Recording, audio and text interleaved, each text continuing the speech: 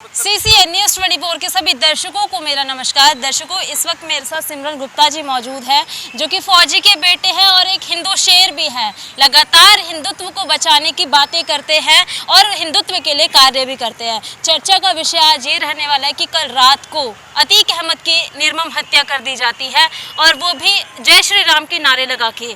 3 लोगों के द्वारा हत्या की गई है। सूत्रों के हवाले से पता चला है कि तीनों लोग मीडिया के भेस में आए थे और अतीक अहमद की तबीयत खराब होने के कारण उन्हें प्रयागराज में मेडिकल के लिए लेके जाया जा रहा था, जहां वो बाइट दे रहे थे। बाइट में मीडिया भी शामिल थी और पुलिस प्रशासन भी पूरी तरह से वहाँ पे लिप्त थी। और उसी के बीच 3 लोग आए, तीनों मीडिया के भेस में आए और तीनों ने ताबड़तोड़ फायरिंग करके अतीक अहमद और उनके साथ उनके भाई अशरफ अहमद थे, उनकी हत्या कर दी। चर्चा का विषय आज मेरा यही रहने वाला है कि राम राज्य में किसी की इस प्रकार से हत्या करना कितना अनुचित है। सबसे पहले सर, हमारे चैनल में आपका स्वागत है। नमस्कार आप सभी को, जय जय श्री राम। अच्छा सिमरन गुप्ता जी, एक तरफ हिंदू राष्ट्र बनाने की बात की जा रही है, देश को हीन भावना से दूर राष्ट्र, और वहीं देखा जा रहा है कि राम राज्य की परिकल्पना के अंदर किसी व्यक्ति की इस प्रकार से ताबड़तोड़ फायरिंग करके हत्या करना कितना अनुचित है। क्या यही राम राज्य है? मैम पहले मेरी बात सुनो। राम राज्य का मतलब होता है कि सबकी बातें सुनना, सबकी मदद करना, ना कि किसी आतंकी राक्षस की मदद करना। और जैसे कि आपने कहा जय श्री राम के नारे लगाकर उसकी हत्या की गई है, ये गलत है।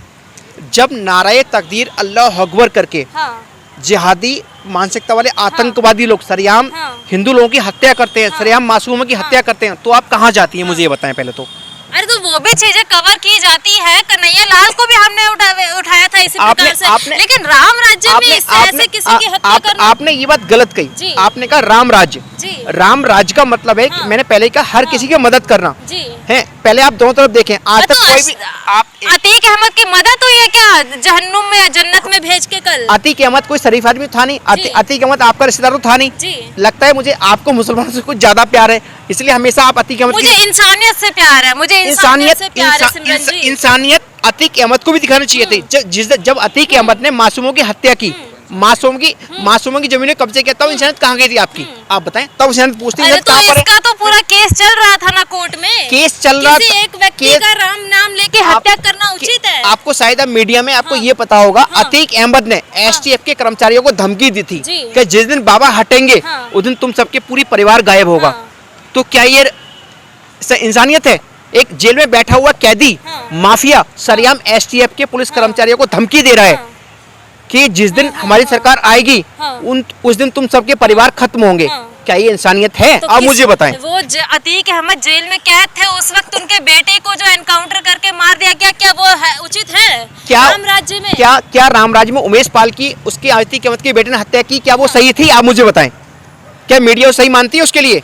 जब एक शरीफ वकील की निर्मम हत्या कर दी उसके बेटे ने, जो उसका बेटा अपने बाप के कदमों पे चल रहा था, अपने बाप के इशारों पे काम कर रहा था, क्या वो एक मासूम वकील की हत्या कर दी गई? क्या उस उमेश पाल के वकील साहब के बच्चे परिवार नहीं है? उनके बच्चे किसी के बच्चे नहीं है? तो अतीक अहमद के बेटे को मार दिया। सब ऐसे रो रहे हैं जैसे कि अतीक अहमद का बेटा उन नेताओं का दामाद लग रहा है, उन नेताओं का बहनोई लग रहा है।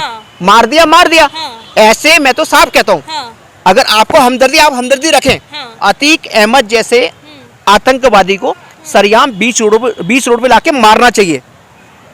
हाँ, इस बात की मैं भर्त्सना भी करता हूँ कि जिस तरह उसकी हत्या की गई वो गलत है। उसे सरेआम फांसी पे लटका के मारना चाहिए था उसके लिए। मतलब आप कह रही हैं कि इस प्रकार से नहीं मारना चाहिए था, फांसी पे लटका के मारना चाहिए सरेआम।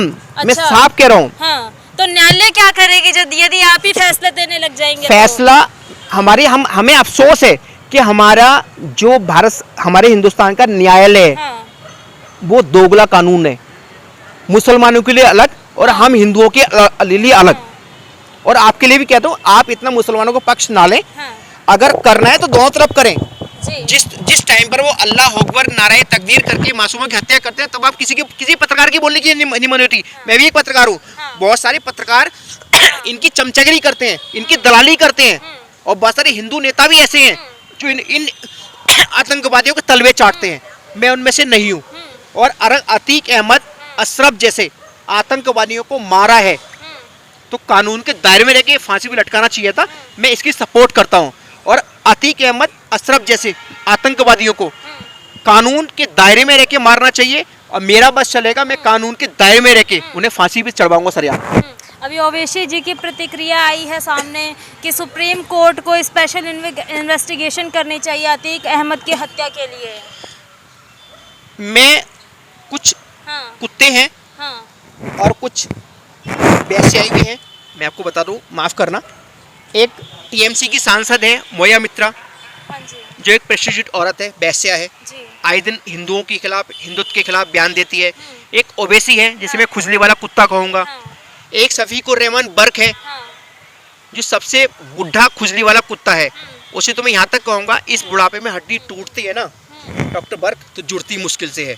अगर वाकई में तू अपने बाप की औलाद है, ओवैसी से भी और शफीकुर रहमान बर्क से भी और जितने भी मुस्लिम आतंकवादी हैं उनसे, अगर तुम लोग अपने बाप की औलाद हो तो बिना सिक्योरिटी, बिना सुरक्षा ये सब बयान दे के दिखाओ। हिंदुओं के खिलाफ बोलना छोड़ दो, हिंदुत्व के खिलाफ बोलना छोड़ दो, देश की हित में सोचो, तभी तुम्हारी सही सलामत रहेगी। और भी अखिलेश यादव है और भी बहुत सारे सेकुलर नेता हैं जो मुसलमानों को अपना दामाद समझते हैं। मैं सभी मुसलमानों को नहीं कह रहा हूँ, सब मुसलमान एक जैसे हैं, कुछ मुसलमान सही भी हैं। मेरे दोस्त भी मुसलमान हैं जो देश के बारे में सोचते हैं, हिंदुत्व के बारे में सोचते हैं, किसी के खिलाफ नहीं बोलते। मगर उन भारत में रहने वाले मुसलमान देश के हितैषी है। भारत में रहने वाले मुसलमान 80% मुसलमान देश के गद्दार हैं। कैसी बात कर रहे हैं मैं आप? रियलिटी कह रहा हूँ। चाहो तो मेरे खिलाफ एफआईआर करा दो, मुझे परवाह नहीं, मैं प्रूव कर दूंगा। सिमरन जी, आपकी बातों से ऐसी बू आ रही है जैसे कि आप मुसलमानों के बिल्कुल कट्टर विरोधी हो। क्योंकि मैंने अपने माँ बाप को खोया है, मैंने अपने भाई को खोया है। तो उसमें मुसलमानों का क्या दोष है? क्योंकि हर आतंकवादी मुसलमानी क्यों होता है, मुझे आप ये बता दो। तो आपको आपके माँ बाप और आपके भाई को मुस्लिमों द्वारा मारा गया है क्या? आतंकवादी कौन होता है, मुझे ये बताओ आप। आतंकवादी जिसकी मानसिकता आतंकवादी वाली होती है वो होते हैं। मानसिकता आतंकवादी होती है, मगर उसे मुस्लिम धर्म के रीति रिवाज से ही क्यों दफनाया जाता है? फिर उसे जला दो, आप रोड पे डाल के कुत्तों को दे दो। आपको लगता है आपकी इन बातों से कहीं ना कहीं हिंदू और मुस्लिम के अंदर दरार पैदा होती है और ठेस पहुंचती है, लड़ाई झगड़े बढ़ सकते हैं? ऐसा कुछ नहीं है। मैंने पहले कहा, जितना सम्मान मैं अपने धर्म का करता हूँ उतना ही उनके धर्म का करता हूँ। सम्मान कर रहे हैं आप दूसरे के धर्म का? आप तो लगातार मुस्लिम समुदाय को लेकर मुस्लिम धर्म को लेकर हमेशा कोशिश करते हो। मैंने पहले कहा आपसे कि मैं जितना सम्मान अपने धर्म का करना चाहता हूँ उतना ही उनके धर्म का करता हूँ। मगर आप मुझे एक बात बता दें, अभी बीच में हेट स्पीच में हिंदू नेताओं को जेल भेजा गया, किसी मुस्लिम नेता को जेल भेजा गया? आप मुझे इतना बता दें, किसी मुस्लिम नेता को जेल भेजा गया? बताओ मुझे, आप मुझे। मुस्लिम आए दिन टारगेट हो रहे हैं देश में। हिंदू टारगेट नहीं, और रामनवमी पे मुसलमानों में पत्थर फेंके, उसके बारे में किसी ने बोला? किसी की बोलने की हिम्मत हुई?